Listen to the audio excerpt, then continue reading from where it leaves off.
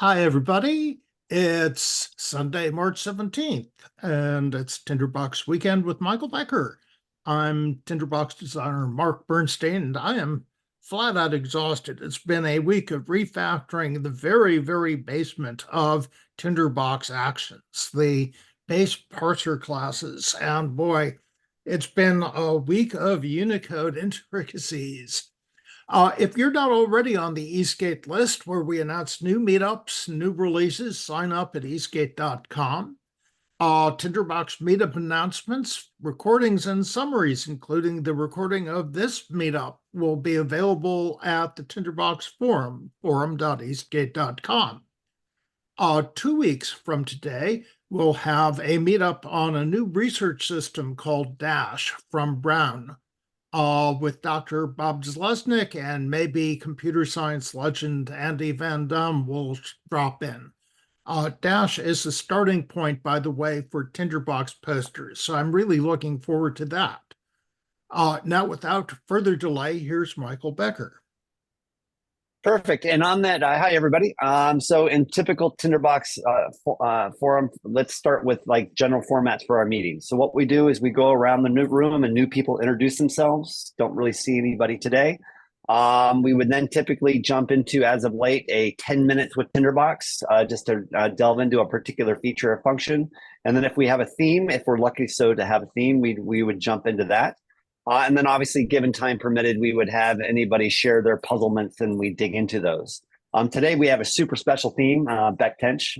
So we're going to just skip all of the front matter and jump right into Beck. And if we have some time at the end, we'll address some of the other issues. I did want to raise, though, Mr. Anderson, before I forget, I am doing a 31K 75 obstacle Spartan race on the 30th and 31st. I will miss that dash session. So if you can help moderate in my stead, that would be awesome. Without further ado, let's just jump right in and hand the reins over to Beck. And this was all stimulated from and triggered from Beck offering a post most recently on the Tinderbox forum on how she is been doing some how to take notes during meetings and such. And so we wanted her to walk through that new process. Also, before I forget, Mr. Bernstein, can you also highlight, we've often telling people about joining the Tinderbox forum and get involved in the conversation. Would you mind giving a couple thoughts about joining the backstage and the value of that, just to remind people that they can do that as well? Hey, Mark, you're on mute.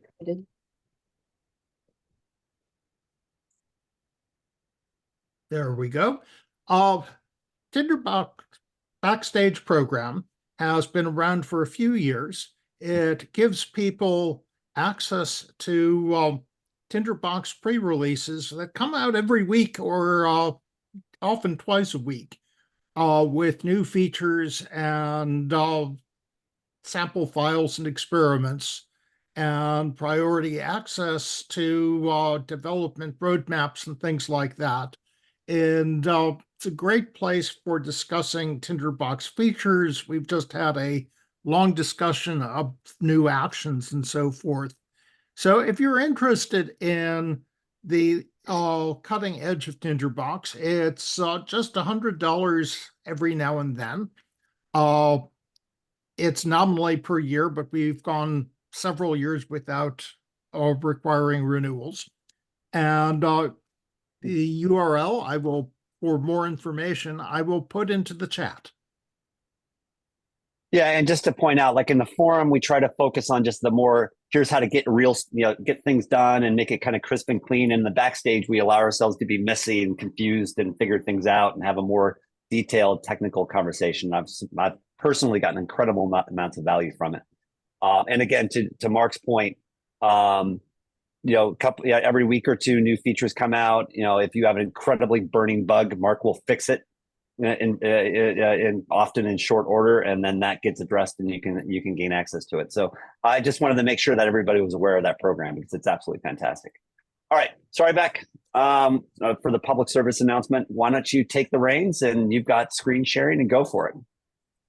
Okay, great. Hi, everyone. It's nice to see you. And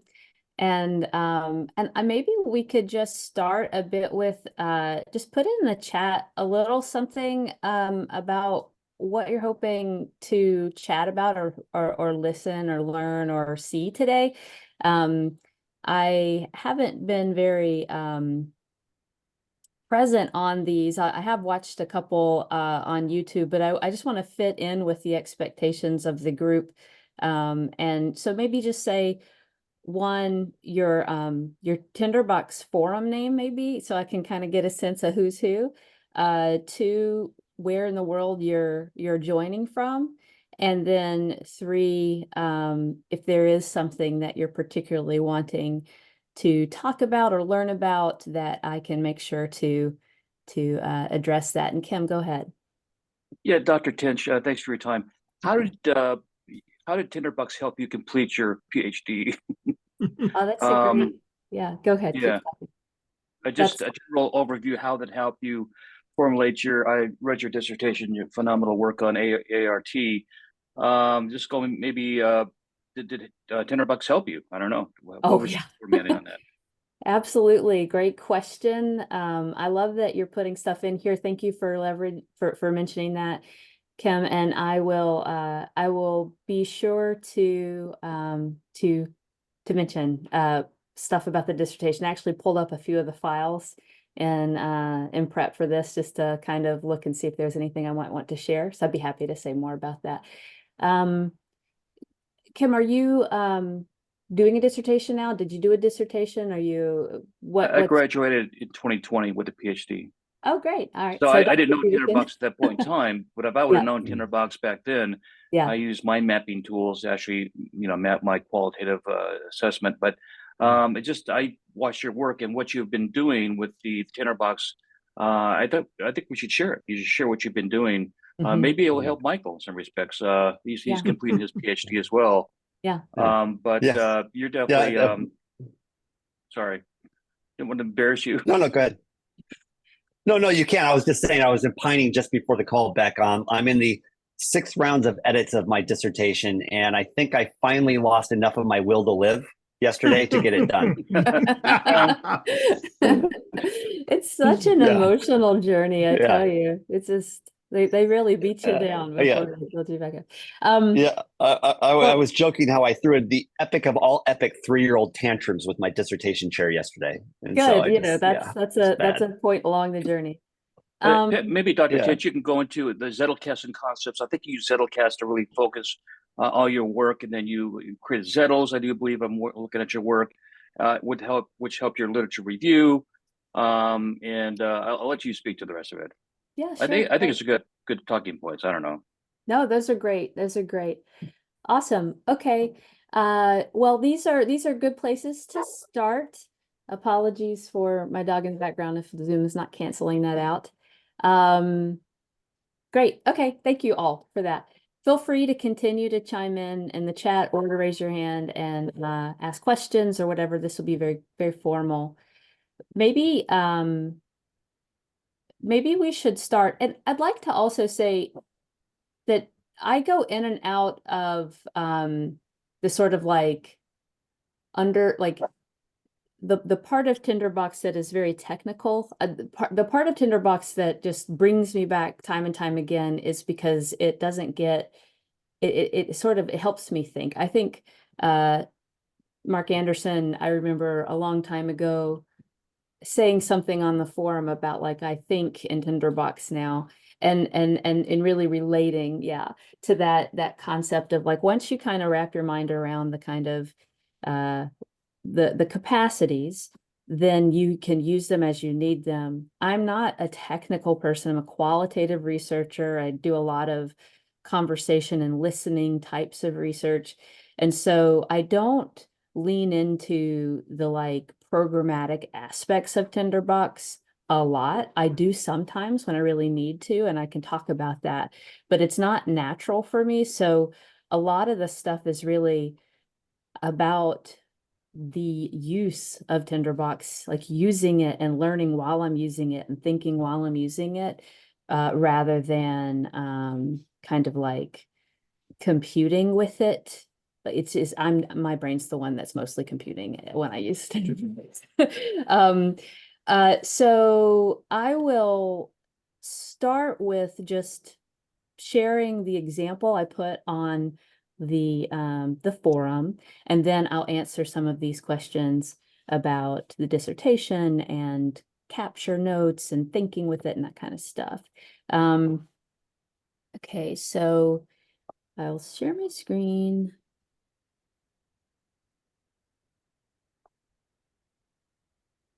And what I'd like to do in this is show you kind of what the whole thing looked like. So I don't know about y'all, but I really love IA Writer's interface. It like Tinderbox, when I am in a writing mode, it just gets out of the way. And I generally write in full screen. And so my writing experience, you know, it really focuses me. I also really like the font. So I use IA Writer to do a lot of my initial drafts for anything that I write, even a complicated email. And so I did that one day as I was preparing for a talk. And I don't know in the group how many of us give talks regularly. I give talks pretty regularly, and I've never thought to do this. And it made such a great difference. Let me quick run so that we don't have that ugly stuff there. So I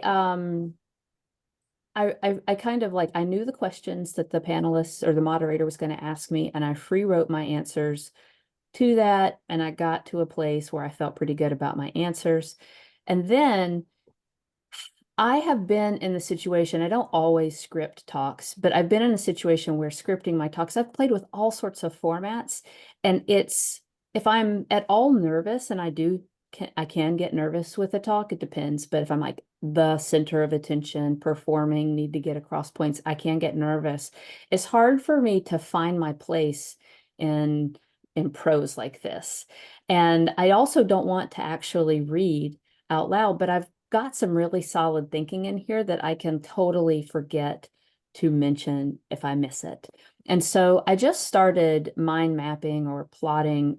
Essentially, the task before me was like, let me spatially arrange my answer to this question so that I can glance at it and know where I am as I'm answering the question. And it just worked beautifully. So I just created an adornment. I was using I have an iMac right here that I'm looking at. I was using my iMac as the camera, and I was using my laptop as my kind of like cue card. And so I sized the adornment to the shape of my laptop. So it was the only thing I saw on my laptop, and my laptop was right here and I was right there. Okay, so then I would just look down and kind of know where I was. So I created an adornment. I named the adornment the question, and then I mapped out my answers using bold, plain, and italics for some visual cues as to like anchor my vision. And I made it exactly the size of the laptop, and then I just put them all in line so that I could just scroll horizontally to get to the next one. And so this was my next answer. And I have to say, with this one in particular, this was my biggest contribution to the particular webinar I was being interviewed for, because it was about practical tools to use for participatory design.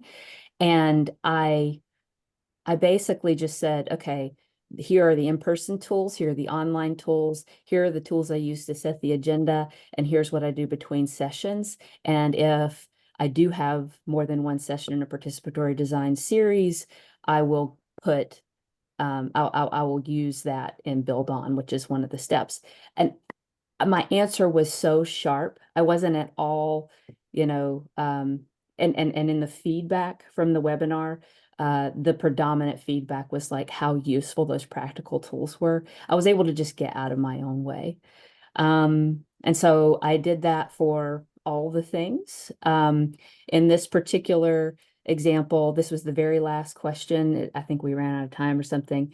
And I was able to just skip a few of these because I didn't have the right time, but get to the main point at the very end, which was really nice. Yeah, so it really worked beautifully. As you can see, I spent, as I always do, a fair amount of time making it look a certain way so that that look sort of sat in my brain. I think that's one of the real, I don't know, the word magic comes to mind, but it's not magic. It's something that's very intended. Like, you know how you can go to a book you read 10 years ago and kind of find a quote in it? You know, just like magically, how do our brains work that way? Tinderbox is a digital tool that allows for that a little bit. And I don't quite, I have some of the ideas of the affordances that do that, but my mind relates to my Tinderbox map spatially in a way that I can still go back to like my dissertation literature review and sort of follow a map for like what behavioral design is. And that's the same kind of mechanism it feels to me like it is to like, oh, I think it was sort of third way through the book on the left, this far down the page, that kind of orientation, spatial orientation. So I spent a lot of time in my Tinderbox maps making the spatial orientation meaningful. So I'll zoom out just so you can kind of see, that's the Hey, Beck, real quick to interrupt you real quick. yeah. So Please. when you actually were in the talk, did you have a laptop in front of you with Tinderbox, or did you print these out and have the printouts with you? How did that mechanic work? Yeah, I had, I like the idea of printing them out. I didn't even think about that. I had them on a laptop right below Okay. my, so sort of separate computer. And one of the things I did this morning just to see, because I thought it would be possible and it wasn't, was I tried to just do a screen grab and paste each thing into slide notes. And I couldn't find a tool that allowed you to paste an image into slide notes. I tried Google Docs, PowerPoint, and Keynote, and it doesn't work. So you would, that's a limitation of trying to use a visual. But honestly, it's one of those things that's like, I'm going to do this forever now, at least for any talk that has any kind of, importance for me. I will mention a few things that would have been more helpful to me that may already exist in Tinderbox, but that I couldn't figure out.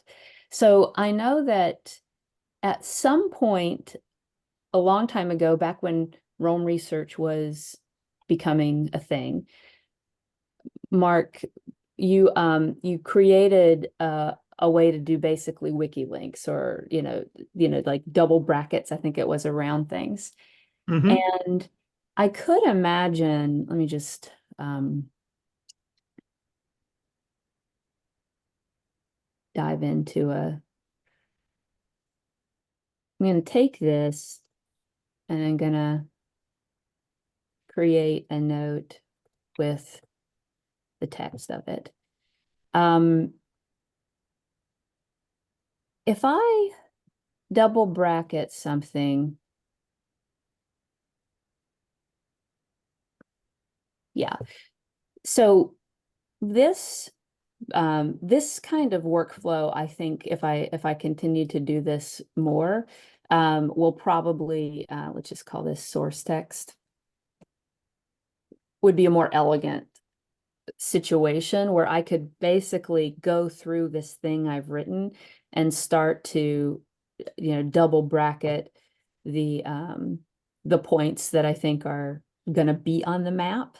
And then I've got them all, because I basically had to retype some of that. That said, I'm not against redundancy in situations like this. It helps my brain learn and practice and remember. So it's not, necessarily something I would want to avoid, but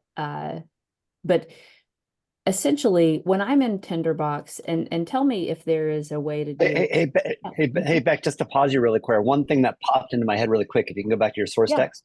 Yeah. If you were to say, like, take that text that you had, I love a question Yeah. like this.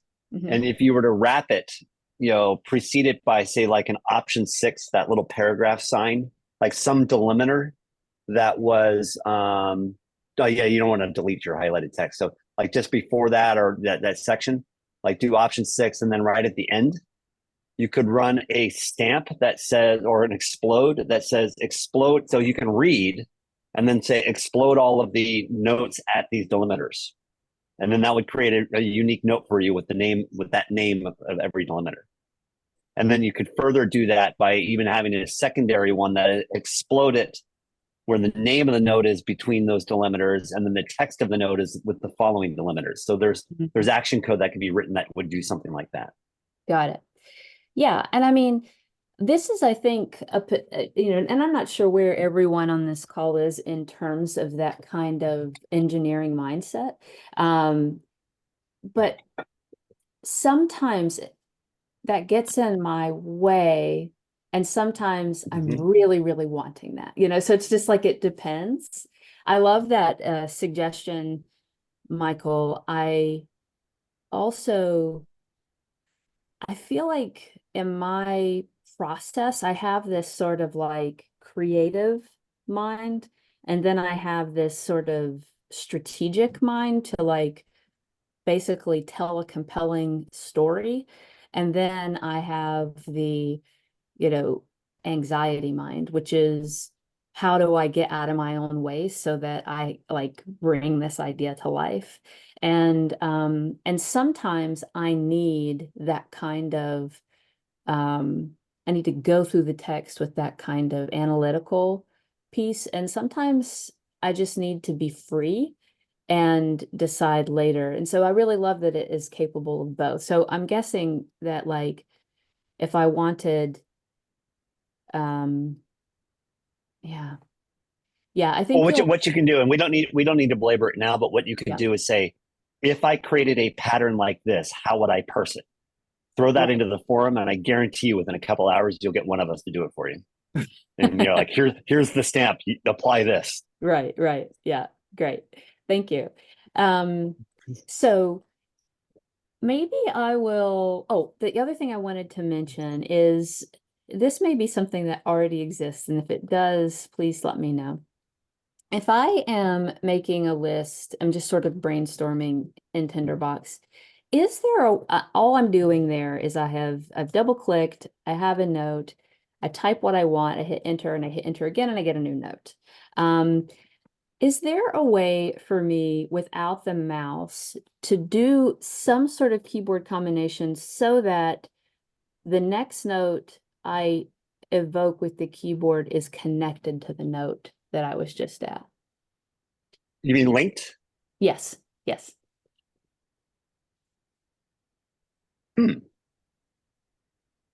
Mark, your without the mouse. Without the mouse is what you're saying. That's the key. Yeah. Just curious. It's not a request. It's just to make sure I'm not missing something. Oh, no, it's Yeah, a good Mark, idea. you're mute, but I think you have an answer. So I believe I seldom use it, but wouldn't footnote be what you want? Or does footnote only work for text links? Footnote requires text links. It requires text links. Yeah, so if you're happy, there are lots of ways, or you can use the double square bracket notation to effectively make a new note that doesn't yet exist. So those are, in Tinderbox terms, emphatically text links. But I don't think there is another thing. Certainly in terms of auto linking, I don't think there is. Okay. But I see your point. Yeah. Okay. That's a nice feature request. We should stick that in. Yeah. I mean, I think that from like one of the things that I'm interested in using Tinderbox for next is I'm doing a series of interviews. And one of the things that I am one of the things that I have learned as a qualitative researcher is that if I can give myself some sort of like sensory texture while I am thinking about someone, it sticks in my brain a lot better. It's the same as like living in your house and working there every day versus going to work at a coffee shop, and maybe you remember that thing that you did at the coffee shop a little bit better because you never do it. So sometimes if I'm you know, if I ask a person, it'd be as simple as, you know, what's your favorite song? And then while I am rereading the notes of the interview, I play that song just to get something in my brain that associates them. And what I've been doing with this, I have a listening tour that I just got IRB approval for last a week ago. And I'm going to be interviewing hundreds of people about digital thriving. And in fact, if you're interested in participating in that interview, I'll give you my email and you can reach out. And so this could be a lot of people. And so one of the things that I'm doing right now to remember the kind of like just to put my brain into a different space is I'm drawing something. I just do a 10-minute drawing activity after each interview to let the interview soak in and to also express something that's standing out for me about the interview. So like, for example, I interviewed someone who was talking about the digital world for a teenager is hard to thrive because things keep changing. And we kind of started to develop this metaphor of like kind of the ocean surf, and trying to swim in the ocean surf is quite hard. And so I drew a picture of the ocean surf as a way to kind of remember that. Well, I'm thinking that Tinderbox would be a really wonderful space to map out, to take notes while I'm interviewing, and essentially create for every interview a little thumbprint, something that was different for every single person. It has similar strokes in that I'm asking the same 3 questions, but the way that those questions map out might be quite different. And one of the things that becomes important in that scenario, and let's just say, sorry, it's the wrong button, that this is, these are the 3 questions. I'm asking question 1, if I could immediately, what I'll do is what I just did there. I'll just make notes and then hit enter to make notes. And then when I go here, I will do the same. And then I'll map them out later. But that linking, if there was an option enter or something that just automatically linked it, I could really imagine, utilizing a feature like that when I need to type quickly, versus, that sort of slower, more contemplative experience we sometimes have with our notes. So that is the tour of what I posted on the forum. I'm going to check in with the chat here because there's 19 messages I haven't seen. I want to make sure I'm not missing anything. And then I'll move on to another question. Is there anything maybe to anyone can summarize if you've been looking at the chat? Is it mostly just chat? Seems like it is. Oh, Beck, I've given some things that might be useful for sort of slightly tangentially the thing you've raised, but you can read those at slow time. For instance, there are shortcuts. If you're working in map and you want to have new notes, say, appear underneath the note you're in, if you're working fast, I know it doesn't get to the linking part, but you can basically, there are modified shortcuts to make the new note below the current note or to the left. There isn't one for above, but I guess if somebody really cares, that could be done. Go ahead. Sorry. And I was just going to, I thought a really interesting thing really early on was to see the tool you were working with. You would talk about AA Author, because one of the things I'm really beginning to notice is people actually doing writing, actually trying to get writing done as opposed to doing admin work. I've just had an awful afternoon doing some admin work for my uni that involved me having to use Microsoft Word and I'm reminded why I just hate it with a vengeance. It's so horrible. It's a tool for a different thing. I don't mean to be unkind, but for writing, for deliberate writing, where you're trying to be present in the thing you're doing, Yeah. less is definitely more. Yes. And that's something I didn't think about initially, but I'm really noticing it now. And there are lots of tools. So the issue isn't which one do I use, but I think that the one thing that is really useful out of that is that less is more. And another really interesting thing you've showed us is you'll find in the forums, we'll often say to people, that sort of tidiness is the enemy of getting stuff done. But you give a really good example here of occasion where it absolutely pays to go for a bit of clarity, because you're using this to inform others. You're effectively using it in a sense like a display space. There, the time and energy spent in making it look right is remarkably useful. But I don't think it's this whole toolbox thing. The two don't run against one another. Right. Another note I put in there is, I'm reminded that we become so much a prisoner of our process. So you'll hear people saying, "I only use maps," and thinking, why? I mean, that use this. There's a massive toolbox out there. Use the thing you need for the thing you want, and don't feel that somehow you have to keep doing the thing you were doing just before. Because that's why there are so many of these dark corners that don't get used. And so, we talked about zip links, but actually, if you look at the footnotes, which go way, I think that was in the original Tinderbox 1, Mark maybe correct me, that, look at it the right way, and it's not that different, apart from the double square brackets, which sort of come from the whole Markdown and Rome sort of cult of recent times. And again, not wrong, and it's moved it beyond just doing footnotes. But actually, the basic idea: take some text, write it, make that into the next note.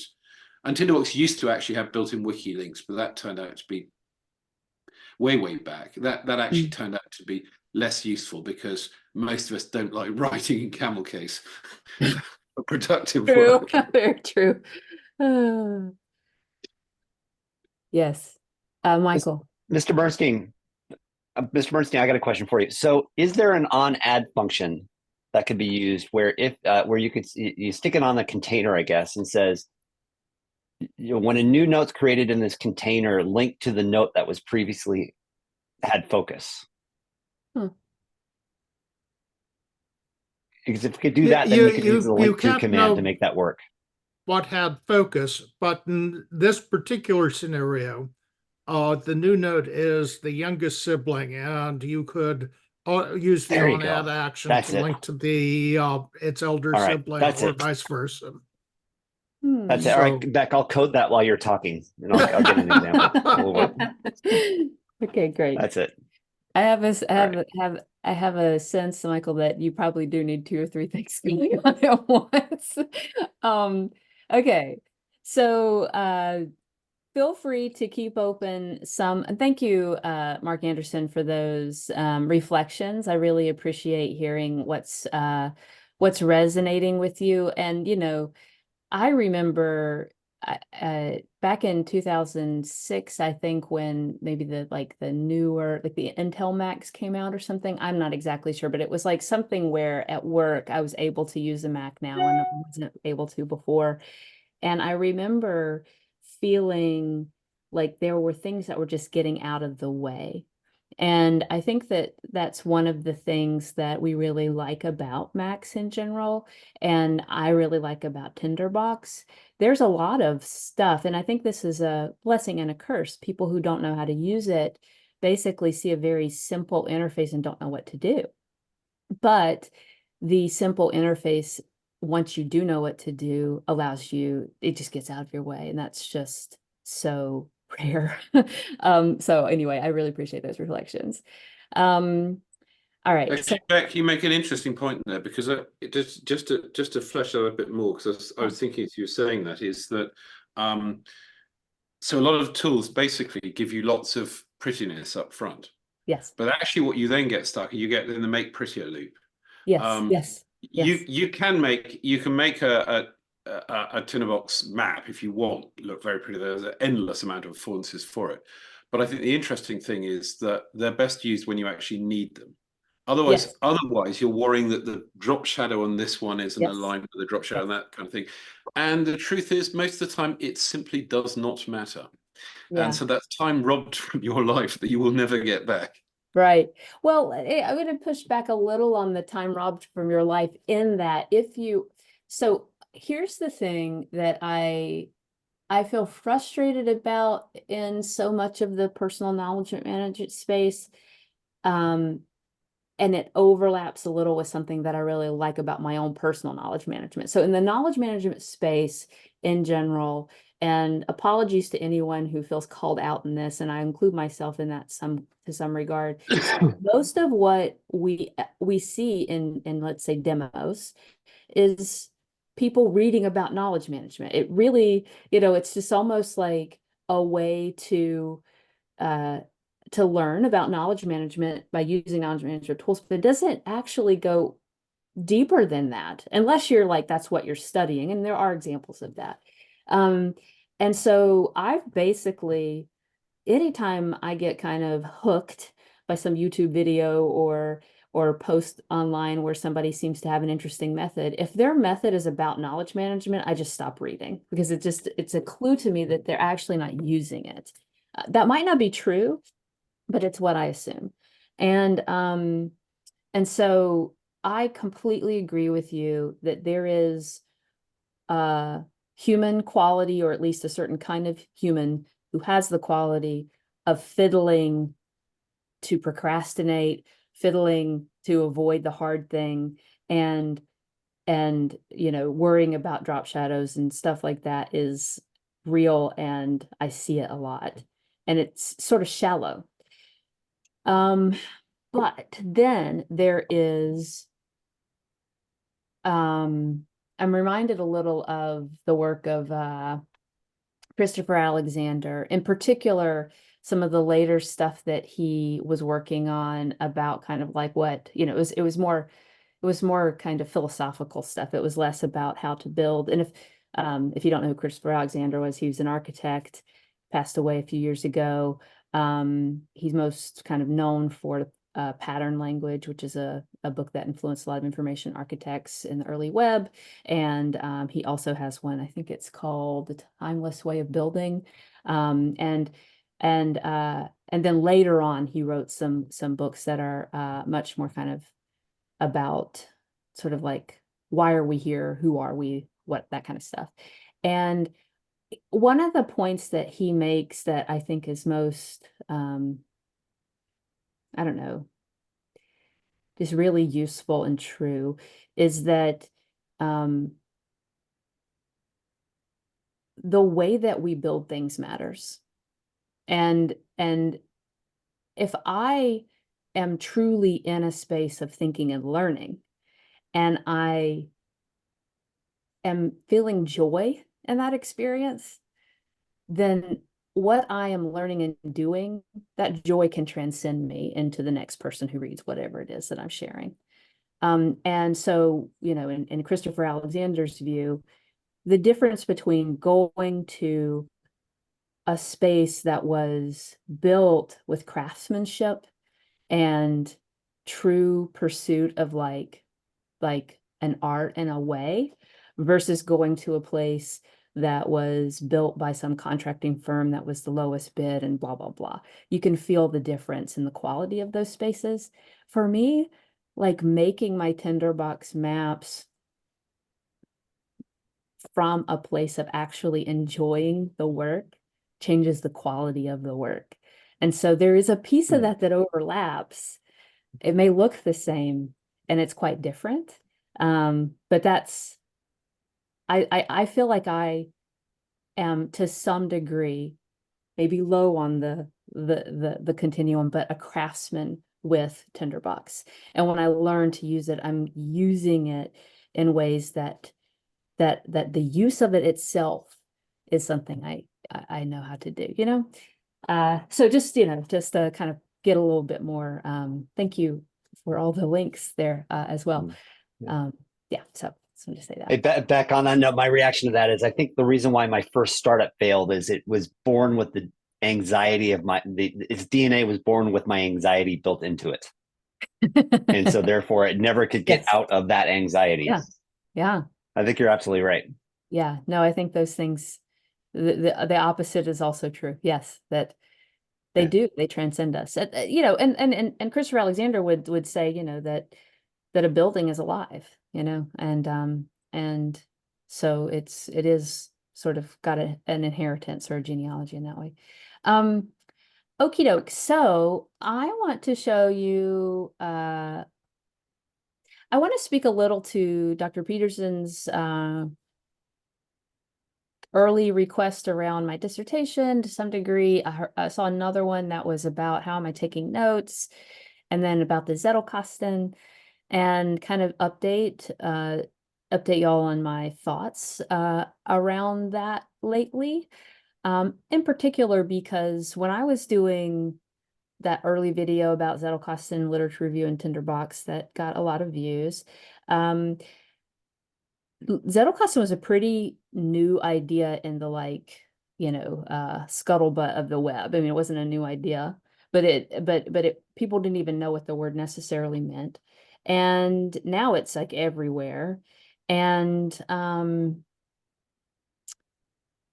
my thinking about note-taking and second brain and all of this stuff is very I'm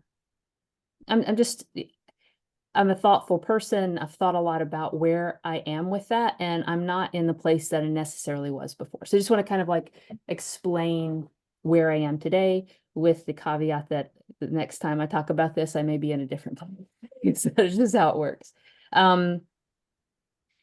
I found the Tinderbox file I used for the literature review that I was doing in that video, which was a literature review for my general exam, incredibly useful. It was a way to understand about 100, maybe 150 papers and books, and to know who wrote them, to remember those people, to know what they look like, to map my understanding inside and across things. It just was a fantastic tool for me. But I found the management of it, and I rebuilt it a few times and that sort of stuff. I found the management of it to be maybe a little to what Mark Anderson was just talking about, a lot of tinkering and not necessarily becoming terribly useful. So what I think I find is I do literature reviews for things, and I need a Tinderbox file for that literature review, but I don't need like a Zettelkasten of everything I've ever read connected to everything else. It actually won't serve me in the promise of Zettelkasten, which is essentially, you know, making connections for you, and making the writing process easier and that sort of stuff. Like, I think we're all in a space of like really confronting where our humanness is a real advantage versus efficiency. Like it feels like right now with generative AI and tools like that, which I use every day, I find that my level of trust, I used to sort of feel like I read something and I'm going to trust it or not based on the container. It's an article. Do I trust this article or not? And now my level of trust has shrunk to like a phrase or a sentence or a word. I'm like, did the human write this word, or did a computer write this word? And if that word is written by a human, it might move me. But if it was written by a computer, it doesn't actually move me. And so I'm basically at this place where it's like, if I see a typo, I'm like, oh, that was a human. Okay, good. I'm actually reading something that I mean, a typo has become something I look for now as opposed to not. And so it's kind of like an interesting shift, I think. And so I'm a little like pro redundancy, a little anti-efficiency lately, a little if I do something unique, I'll actually stick in my brain a little bit better than if I develop a system and just put everything through that system. So that's where I am with this stuff. My knowledge management strategy lately has basically been like, have fun, enjoy yourself, and whatever you make, hopefully it's useful to you and you're learning in that moment. And I can go back and revisit some things, but I'm not into like turning my brain into a computer, which is what I kind of felt like I was a little bit into before. So Beck, that makes me think of what Nicholas Luhmann often talked about. He would say, I only do what I enjoy. Right. And in the end of the day, it all became fun. None of it became work. Yeah. That was a big part of it. Sake Arns quoted Nicholas Luhmann's observation on that. Nice. Yeah. I love that. I didn't know that he related to his work that way. And I think, thinking about basically your instincts a couple of times now of like, let me build that for you and let me like engineer. Like I have one of my best friends is an engineer and I love the way her brain works, but it's very different the way my brain works. And it would be fun for you, Michael, to do that. I know it, but it wouldn't be fun for me. And so like that, I think that's a really interesting point. So well, for me, just so you know, too, it's also this desire to be of service. So I think that's a big part of it for me too. It's not just about having fun, but it's also about being of service. Yeah, that's a really beautiful way to put it. And you are very much, it's very clear if you pay attention to anything that you do for very long, that is a high motivator for you. And I love that source of motivation. It's so interesting to think about how we think about this tool Tinderbox, and its main purpose is to help us think and make sense of things. But it has this sort of like, socio-technical benefit of putting us in relationship with one another and helping each other out. That's just really beautiful. So let me just show you what I'm doing right now. I'm doing a literature review on ART, right? You did ART on this, I think. This is not my literature review on ART. This is a new literature review, but I can see if I can find some evidence of ART. Oh, and I see there are a couple of hands. Mark Anderson, why don't we go ahead and address the hands before I go through this file? Oh, you're muted. Sorry, the right button. Yes, I was really reflecting on your point about, so you collect all the things, and this is another fallacy of the sort of knowledge management thing is it is the underpants gnomes, collect all the things, magic phase, success. Yeah, exactly. And I don't think, and the more I think about it, the less that's what understanding knowledge and sort of the extraction and creation of knowledge is all about. And again, that's something that this is this thing about if you're a slave to the process, that's what's happening. You are becoming a slave to the tool. And so there's an interesting reflection in that whilst it is right to say that, okay, there's an element of learning things, that's probably good because it's making you engage just enough to actually do the job rather than just fill in all the boxes and collect all the stuff. Yeah, wonderful. Okay, so I see the hands are down, so I'm going to keep going.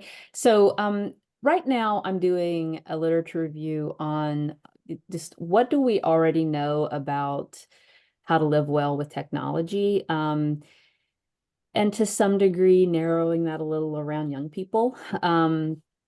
And so I am putting together some papers. I don't have my my laptop turned on right now, but on my desktop on my laptop, I have two sides, a left side and a right side. All the documents on the left side are documents I collect and want to read. All the documents on the right side are I move them over to the right side when I've read them. So I have this little motivator in front of me to see like, oh, I'm moving stuff over to the right, which is one of the things that is a part of this that you can't see. And then as I read the document, I generally read in preview, and I will highlight things as I read, and I don't take notes necessarily as I read. If I do take notes as I read, I am in this kind of reading, I'll do it on paper. And then I will go through and I will try to map what the article is saying. And in this particular article, this is actually a really good example because I was confused. And so the article itself is talking about it's talking about a definition of digital well-being, and it has this this relationship between who we are as people, like our brains and our emotions, what context we live in, the environment around us, a social space, blah, blah, blah, blah, and the affordances of the device itself, and how those three things all influence each other all the time. It's super dynamic. But then they had digital well-being as its own vector in that. And they also had digital media use, which maybe you could call it habits, but I wasn't exactly sure how habits was necessarily different than the rest. And so I started to like figure out, I was just trying to map, like, if these are the three factors, and in the article, these are the only three factors, you know, where are these other two factors coming from? Why are they, like, I'm at the point now, I think I'm just going to email the author and ask, why did you include these things? But I found, you know, as you can see here, just some really simple stuff, doing some, these aren't the little annotations you can make to a link. These are just transparent notes. And I use captions a lot in my, I like the font of captions, by the way. I use captions a lot in my work just to give myself a quick note. Me trying to map this out. And then I also started to move towards other models to better understand, like, are these really, you know, like, how are these, this is a chaos learning comfort circle. This is not a concept like that, but I'm trying to understand, you know, are we doing well and not so well? And then, you know, like how do I relate these things? So I'm just using some of the affordances of Tinderbox to think through something that was difficult for me. So this one here is still an open map. I don't really know yet. I also have two other kind of theories. So one of the things that I think is interesting about this particular literature review is that there are all these people who have come up with all these insights, but they're not agreeing with each other. And so I'm just trying to understand, like, where, if this little loop here exists, and it really does seem like it does, what about the loops elsewhere? Like, you know, the fact that we have individual agency, collective agency, and proximal agency, or agency by proxy, where, like, institutions can create laws that give us power or take it away. What does that do here? Where does that fit in here? And so anyway, this is part of my sense making. This is totally in the middle. I don't have an answer for this yet, but it's one of the ways that I'm using Tinderbox Interliterature Review to figure it out. And it will help, and I will come to some conclusion. Whether it will be right, I don't know. And then I have other things where I am just simply mapping out, because there's a lot of people who have little list of themes that they think include, that, you know, these themes equal, you have to consider all these things so that you are doing well online. And so I just need to get them all down. And so you'll see that here. I have that. I also have it. That was the Alonzo one. I also have it here. Actually, this one's a little bit more interesting because it's using self-determination theory, but then it has these themes here. So it still has themes, but it starts with a theory that already exists. And then we have, I think this one has one too. no, this one doesn't have it. But anyway, so one of the things that I found myself doing, and I did a little bit of, I think I created an agent and I told it to just pull all the themes, all the things I had tagged as a theme. And then I it got aliases for all of that, and I started to map it so that I could kind of better understand across all these people. Now I know what article it's from. Where are the outliers? Like creativity, like that was an insight. I'm like, interesting. Creativity doesn't belong. These two, Alonso and UNICEF, really are tightly linked. Like Alonso builds on UNICEF's work. So like, it's not surprising to see that, but creativity and play aren't in the other ones. And that was particularly interesting. Michael, go ahead. Yeah, a couple questions I had for you. But no, keep going. Well, let me ask later at the end. It's more esoteric. Sorry. Okay, sure. So essentially, as I go, I will come to some conclusions around, where the literature is currently, but I'll also want to, in this particular literature review, and oftentimes we do this, want to interject or weave in, like, where am I in all of this? And so that's also part of, as I'm going through these interviews and trying to understand how people feel about, essentially what I'm getting so far is, one, there's a real leaning on balance. That balance is what you're supposed to be trying to achieve when it comes to digital use. I don't agree with that. So that's one way that I might be able to carve out a space. And then another is that so many of these articles are talking about how we use tech and what that does in the world, instead of like having a world of tech and what that does to us. So it's just sort of like inside out versus outside in. And the cool thing about Tinderbox is that I have every tool I need with like shapes and adornments and modes, like nothing programmatic, every tool I need to model some of that thinking out and start to understand the shape of the literature and where I want to maybe fill in some gaps. So I'll pause there and I can show you one more. I don't know exactly how much time we usually spend on these calls, but I can show you one more kind of like We spent another 30 minutes or so. So we Okay. typically spend about an hour and a half. So you have take as long as you want. Okay. I have And one then when you're ready, I have an answer to your problem too. I've solved your okay, auto great. linking thing. Great.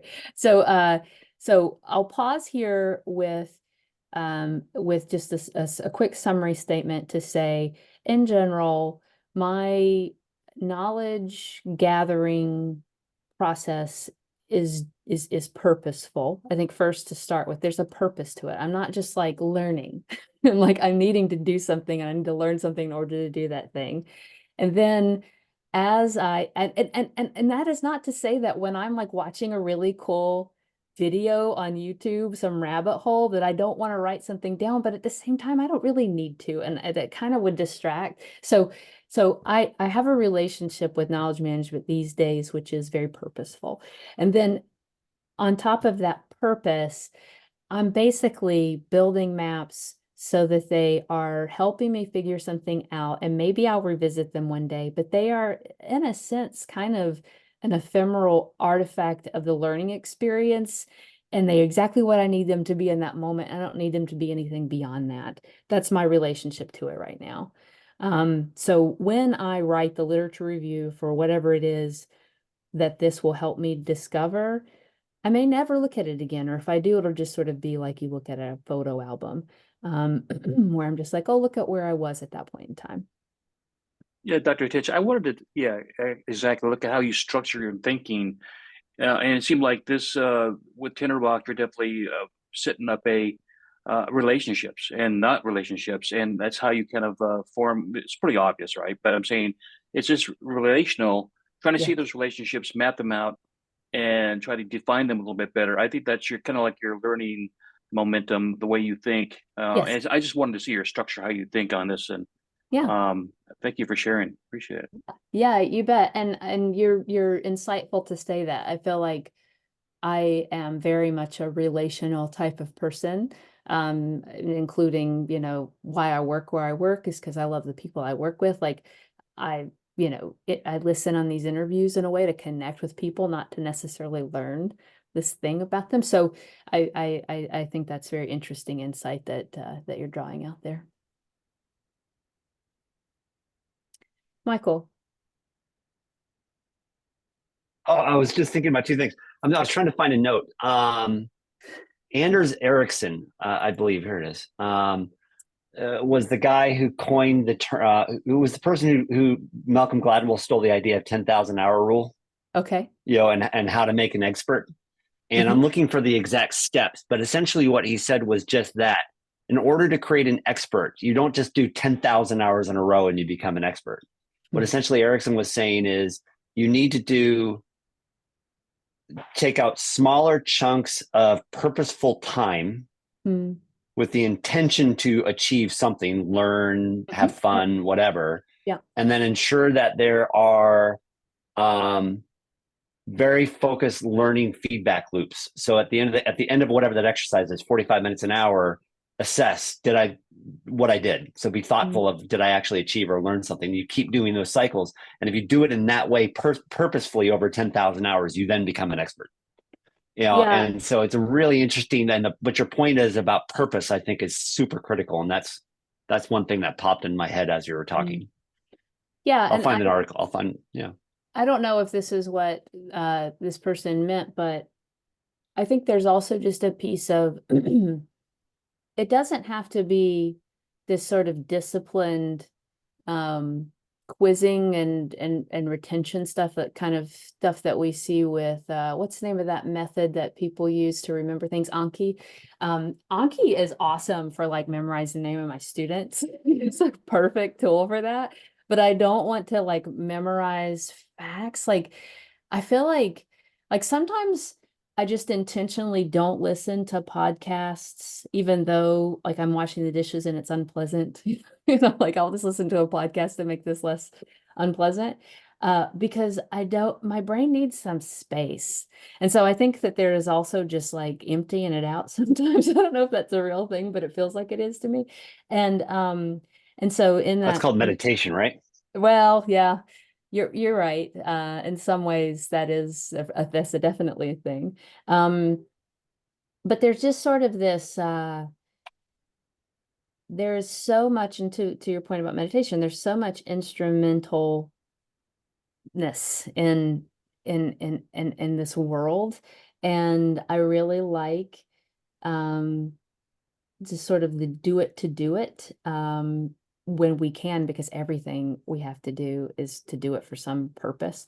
And so in this 10,000 hours concept, one of the things that I'm thinking about is, I think one way I get to that sort of disciplined recall is to write about it, to share it online or something like that. Like you don't have to necessarily have this relationship of like, you know, spaced repetition or like reminding yourself of something. You could create a little thing along the way to the bigger thing that you're creating that can kind of serve that function.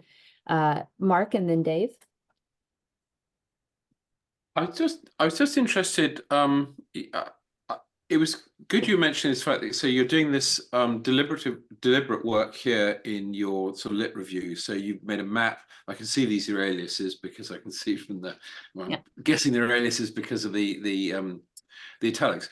Yes. So this is quite interesting. We said, well, I may not go back to this. So would I be correct in thinking you'll keep the map, but you're not intending to do it. The map is in a sense its own end. It's a thinking space. You're exploring. Yes.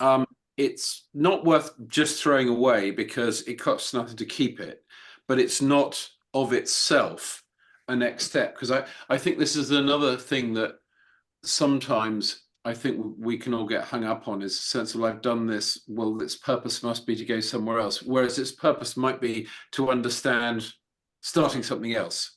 Yes. So that's just really interesting to see. Thanks. Yes. Yeah. Great point. Dave. Well, and to your point too, we may not actually know what the purpose is. We're just inspired to do it. And I think that was Nicholas Luhmann's key point when he said, "I'm just having fun. I Mm, do what inspires me, even whether or not I know why I'm doing it or not." lovely. Yeah. Dave.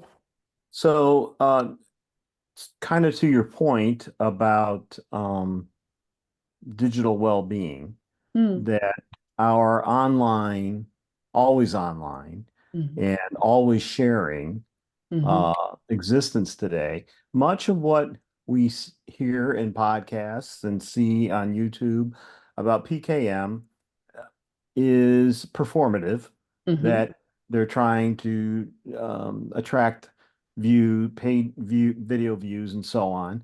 And in the viewer, it does sometimes imbue the sense that, I'm not very good at this. I need to get better at whatever this is. mhm, And and then they pursue those rabbit holes. Um, I've been using Tinderbox for 20 years, and it's only been in the last few months perhaps, that I've begun to take advantage of and understand some of the other facilities it affords. And by the way, thank you for showing all the way you use the map. I'm not a visual thinker mm, in that way, but yours are so well laid out mm, that I can see the value in them.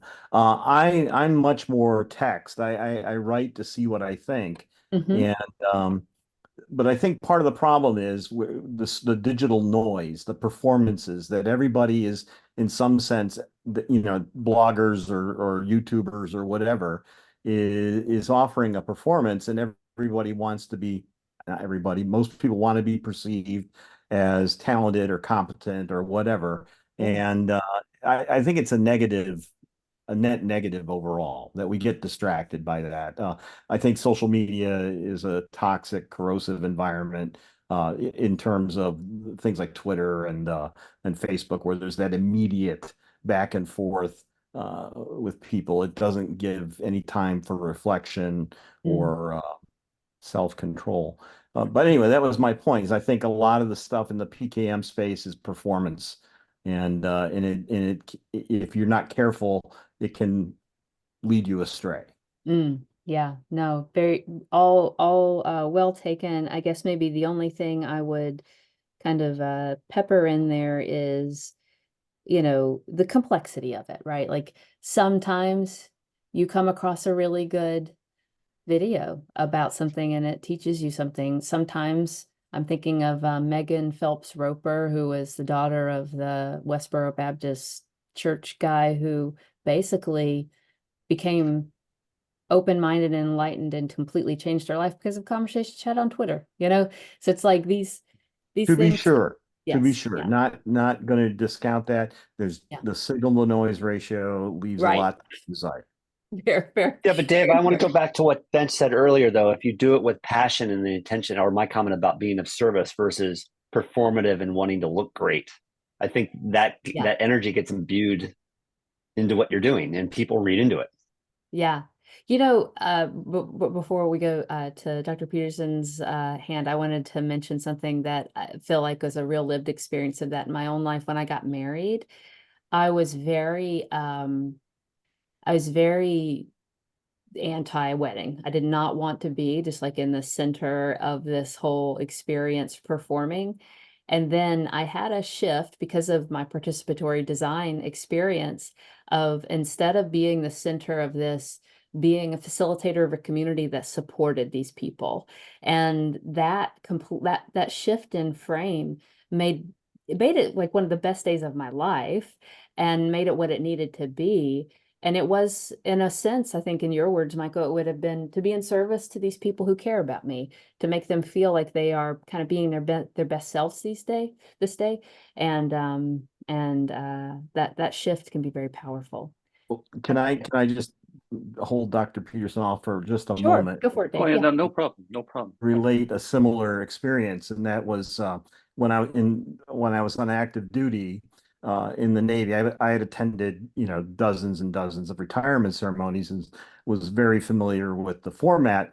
Had never I was not retiring, so I had never participated in one. And then one day, a chief petty officer a corpsman came to me and asked me to speak at her retirement ceremony. And that was the first time it really compelled me to think about what that ceremony represented and why we do it. And it was illuminating and became the topic of my talk. And that is that it wasn't simply, it was to honor the service of the retiring member.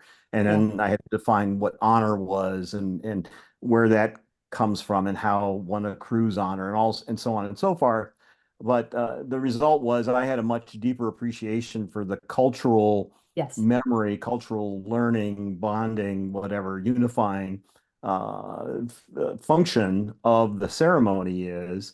And the undesired result was I got asked to speak at everybody's retirement ceremony. Got to be careful about that. And I can see why. I mean, I have a little bit of goosebumps going on. I think that moments like that, when you can really kind of settle down and look at what is really going on here, it's often quite beautiful. Sometimes it's very ugly, but even underneath that, sometimes it's beautiful. So I really love, you know, like one of my favorite examples. Do you know those little Easter toys that you like pump this thing and the like it spins and opens up the little egg and there's like a chicken side, you know? It's one of my favorite examples of like what it means to be human, that we would just make that, you know, like it's so useless and silly, and yet its only purpose is really just to delight a little kid for a minute and then be forgotten, and yet we'd spend all of this time figuring out how to do that. And there's something that's like kind of maybe pathetic if you're a cynic, but it's also kind of beautiful if you really look at it. Dr. Peterson. Yeah, finally. Yeah, attention restoration theory. You can't get out of it without talking about that. I mean, that dissertation, the work that you did, I actually used that work, and I don't know if anybody knows what that is, but after about 2 or 3 meetings, your cognition goes bye-bye. I mean, you're useless. So I have my directors at work, and they're like at 8 meetings. Well, it seemed like after the 3rd meeting, you look at them, they're rum-dum because your cognition is gone after about 2 hours. Yeah. And so this whole concept, what she's talking about, if you go back and look at her research, and way she put it together, really, I put together a presentation. I try to help them. Well, maybe you can restore this type of cognition by doing some of the therapies and techniques that she talks about, and also the people that you researched talks about as well. So it's a good thing for, if I'm going to be a team coach, how can I get more out of my team? Well, you got to take more breaks, right? Go out and see nature and stuff. So I really appreciate the work that you did. I just want to give a shout out on that. Of course, you broke it down in the Tinderbox environment, which you can see the structure, which you're similarly what you're doing here. I guess you probably did the same thing with I do believe with the ART dissertation. But yeah, just thanks so much for your work on that. It's very applicable, and I used it. I actually I didn't plagiarize your work, but I did go back to the actual sources and gave them, I cited them correctly, of course. But I appreciate your time on that, and great work on that. Thank you. I love knowing that, you know, so much of that you don't ever get to know. I will say a few things about ART. ART stands for attention restoration theory. It's essentially a set of conditions that put our brains in a space that kind of like easily, effortlessly, quietly has us attending to something, so that the kind of cognitive thinking part of our brain can have a rest. In some ways, meditation is a similar state, but it's not the same kind of thing. ART is very passive. So like, for example, classic example of ART would be, you know, walking outside in the woods and kind of like seeing that the sun is dappled through the trees and just kind of looking at the patterns it makes. That kind of quality of attention is an attention that will rest our thinking mind. But it isn't, I like to think about it from the perspective, if you're walking on a path in the woods and you see a snake, the kind of riveting attention you would have versus if you saw a really cool looking snail and you were just sort of like leaning into that. But you could look away if you wanted to. In fact, you might need to after a couple of minutes. So so integrating practices into your work life that allow you to get a little bit more of the quality of restful attention as opposed to demanding attention can make a difference in burnout and irritability and all of those sorts of things. But it's also kind of to that point I made earlier about individual agency versus proximal agency. Like there are reasons why our work lives are so demanding, and there's only so much we can do. Bruce. I hope this doesn't take us too far off track. And I have to tell you, I am fascinated by your presentation today. Oh, great. I'm a clinical psychologist and I work about 80% with kids 4th grade to high school. Mm. One of the things that I see that I advocate against is using technology as a reward. I think that it counters exactly what you've just described. And one of the things I wonder, because I see you've done a fair amount of work with teens as well through your qualitative research, what are your thoughts about how the day of the average teenager is constructed relative, because when we see behavior problems and increased ADHD and some of these other things, I go back to some of the very things that you're describing. Yeah, that's great. You know, it's so hard because you've basically got this economic engine that is creating a social experience. I mean, to some degree, I guess that's been the case for a long time, but you know, so I would say at first pass, the best thing that we can do for young people is have empathy for them. We did not grow up in a world that they are experiencing, and so much of how they relate to one another, both because of the ubiquity of devices and social media, but also because of the pandemic, is through these devices. So, you know, I think a really powerful insight for us was realizing that, like, if you've got a test tomorrow and you're on your phone, it's 10 o'clock, you're having to decide whether to study or to text your friend. The reason that you may be texting that friend is because that friend is freaked out, that you're actually being a good friend to someone, and you're having to pit being a good friend versus studying for a test. And that dilemma, especially in a young mind, is a very, you know, it's a very difficult choice to make. And they're making that choice all the time. Some young people set alarms on their phone to wake up in the middle of the night and make sure their friends are okay.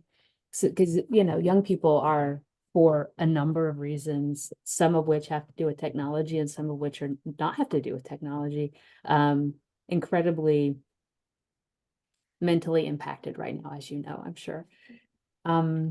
So You bring up, yeah. just to comment on that, Yeah. I had a student approach me and tell me that one of their friends texted them and saying, sometimes I feel like killing myself, and they used Yes. acronyms. Yes. And I was trying to relate to what it must feel like to a 15-year-old to Yes. get a message like that. Yes. And the burden and Yes. also the inadequacy of texting in that Yes. moment. Yes, 100%. And I would say that that is a common experience these days, is kids having to read either direct messages or public posts that are indicating that their friends are either going to harm or worse themselves. And so to that point that you have lived experience of, like, dropping into empathy, that was not our reality growing up, and it is their reality, and we are in some ways kind of first generation parents or caretakers of people who have to live in that world. um and uh and so I think that there are probably some things that it's just so tricky because, like, for example, COSA and the TikTok ban and, you know, age limits and all of those things that are kind of coming up on policy work right now. One of the things that is the reality of something like that is technology is a lifeline for some young people, like especially LGBTQ, like especially any young person whose family of origin may be the source of their greatest harm, whatever that is. These devices allow them to actually connect with other human beings in ways that are sort of life sustaining. So it's very, very complicated. And if we sort of wholesale, like Jonathan Haidt has a new book coming out in a couple of weeks.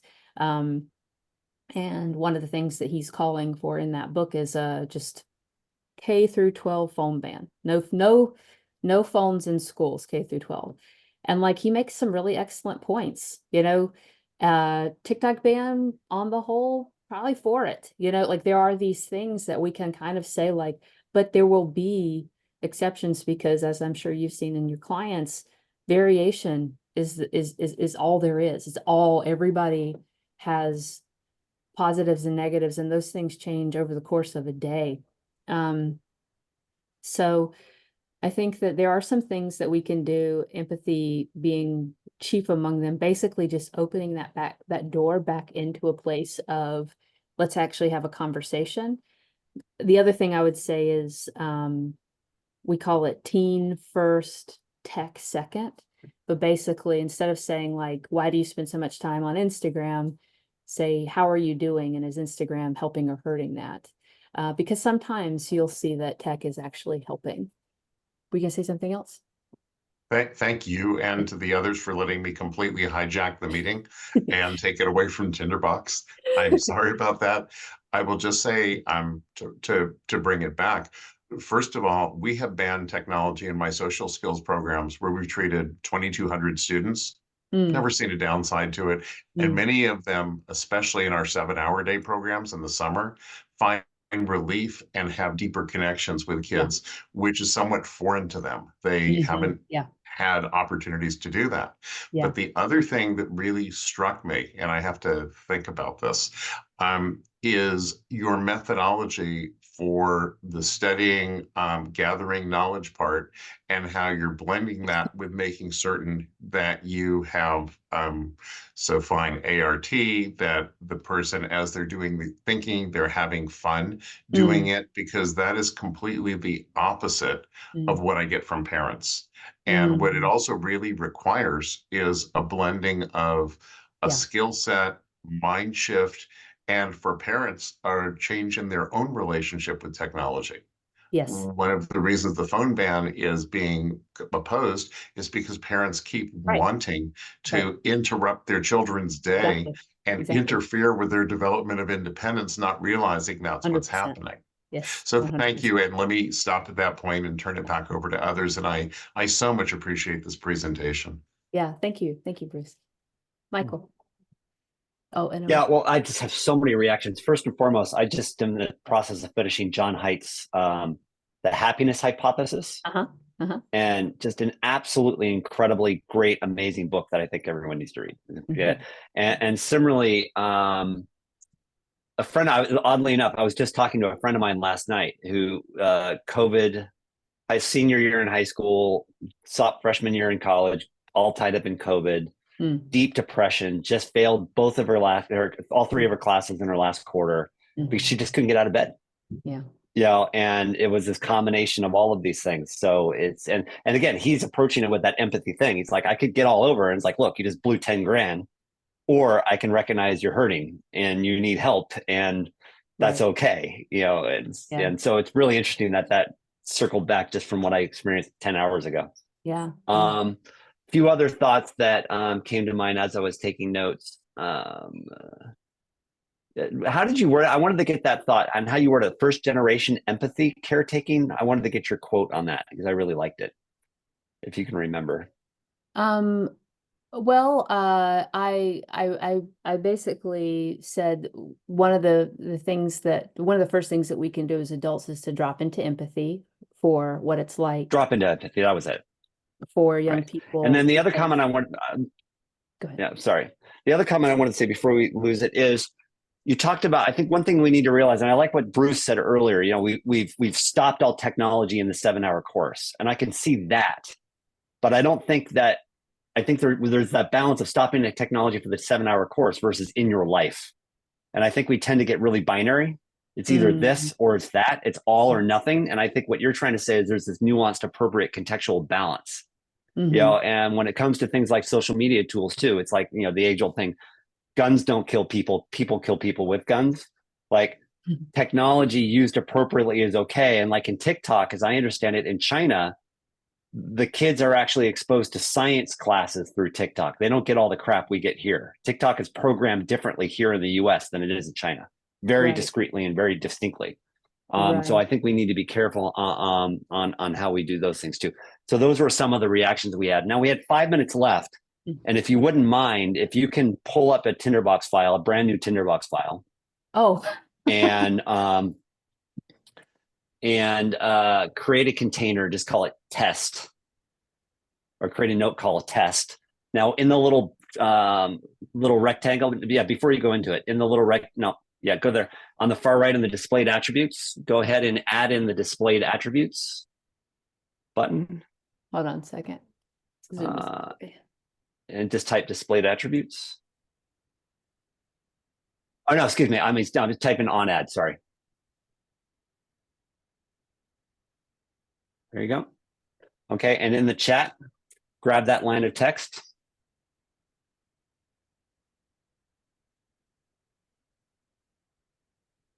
Okay, now click into the, like add a note. Now, okay, now just click on something, give it a title. Now hit enter. Now hit enter again.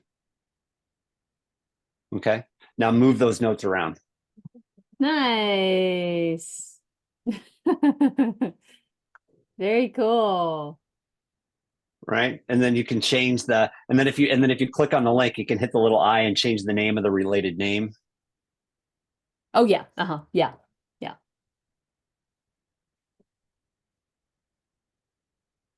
Yeah, or you can select the drop down and give it a different name. Yeah, awesome. Thank you, Michael. That's great. I appreciate that. Happy to be of service. Yeah. Thank you. Yeah. All right, sorry guys, I didn't want to distract everybody, but keep going. No, that's a nice little a way to see how quickly, like I actually will probably use that this week to good effect, and I will post on the forum what I do with it, because that's a real need. So thank you. Maybe I could just stop sharing, open it up so we can see each other a little bit bigger, and just any last minute thoughts or things that want to be said for the community. I'm not sure exactly what you do to normally end these out, but I just wanted to give us an opportunity to do that work since we have a couple minutes left. Yeah, I wanted to sort of bring out, you do a lot of thing called noodling, and the way you actually express concepts is in diagramming, and you're really into that. Maybe you want to go into that type of language, that type of medium, where you actually create content through, like, you study noodling, and the 4 or 5 books you reference in that one, your bench segment really kind of goes into that area. But you're creating content, not just through Tinderbox, but you're actually writing content, writing figure sticks and stuff. Yeah. How does that create value for you? I had a boss once say, you spend a lot of time trying to speak and write and draw in ways that help people understand things. You must have at one point in your life felt really misunderstood. I think that's probably where I'm coming from with this. It's just, at this point, it's how I am. It's what I've learned to do. I put these things together so that they can be understood by myself. I do write to think, I draw to think, I do all those things to think. I mean, honestly, like, it's kind of like the phrase brain-based learning. I mean, it's what we do to think, but I do it, the flip side is maybe a little bit obsessively, that I feel like I need to be understood. And so I put together these things so that people will really get what I'm trying to say. So it's just sort of it's a yin and yang thing, I think, for me. But that's probably what it's mostly about. Yeah, I would bring people's attention. Real if you quick, go back and look real at quick, last September, by the way. dissertation. Sorry. I'm just saying, if you look at her dissertation, you'll see that she noodles. She does drawings herself. It's in her dissertation, which I've Yeah. never seen somebody do at a manual drawing and noodling and stuff. So I just want to bring that up. Thank you. Yeah, Yeah, absolutely. but real quick, though, I wanted to remind us all last September, Saturday the 30th, we had Mike Rode who wrote the sketchbook handbook, and we had a whole Tinderbox session Yeah, about right. the importance of drawing and sketchbooking while as a means of thinking. Yeah. So I dropped that in the Exactly. chat. Well, and it's a real strength of Tinderbox that it gets out of your way in that way. There are a lot of tools that allow you to create visual maps, but none of them that allow you to really be so intentional and specific. I mean, it's very close to paper in some ways, and others, of course, not. Well, I'll be more specific though, Tench, or Beck. Sorry, keep calling it. Is Mike actually we didn't use Tinderbox for Mike's sketching. It was actually independent of Tinderbox, and then you could like the sketch could be pulled in through an image. But it really goes down to your point of the importance of visually doing stuff. Yeah. Mark Anderson. I was thinking, just sort of drawing together a couple of threads, is that the needling, the stepping away a bit is quite useful, because we had passing comment earlier on about, in a sense, the sort of thinking in Tinderbox, and to me that is partly this disconnection, this step away from being always on. I don't think even in adulthood you can really maintain that focus all the time. And I think back to when I like Dave had an early career at sea, and the intensity of the work that I did there was never done for very long periods. You simply couldn't do it. Indeed, it was actually you actually legally weren't allowed to do it for more than a certain amount of time, because people just knew you just burn out completely. And so I think it's really useful, this thing that if you've got the general metaphor in your mind, you can still keep working with the tool without having to be sat in front of the screen with the immediacy that you then feel you've got to be drawing something or pressing a button. You can go for a walk. Yep. And I find that I can go for a walk and I can draw basically Tinderbox maps in my head. Totally. Yeah. And I still need the software when I get back, because I want to note it down. But as a way of giving plasticity to my thinking. Yes. And not making myself go down fixed lanes. I think that's really quite useful. Totally. I really like what you said earlier too about sometimes going to the coffee shop. Changing the environment matters. Yeah, because that helps. I think that's what I got from that. Definitely. Well, all right. Well, we're about 3 minutes over. Is anyone else out? I mean, I could keep you on for another 3 hours. This was awesome. Thank you so much. Anybody else have any other last minute comments before we let her go? All right. Well, hopefully we'll have you come back soon. That was fantastic. Yeah, I really appreciate having the chance to talk with you all and to think about this and just basically reflect on my own appreciation of this software and the community behind it. I feel like it's a very special thing, and I'm so glad that it continues to exist, and it truly helps me. It's not something that I feel complicated about at all. So that's nice. Can't say that about a lot of software, so. Awesome. Okay, well, and hopefully we'll see you on the forum. And if you have any other questions, pop them in the forum and we'll answer them. Okay, great. Same. Bye. Bye. Thanks, Phil.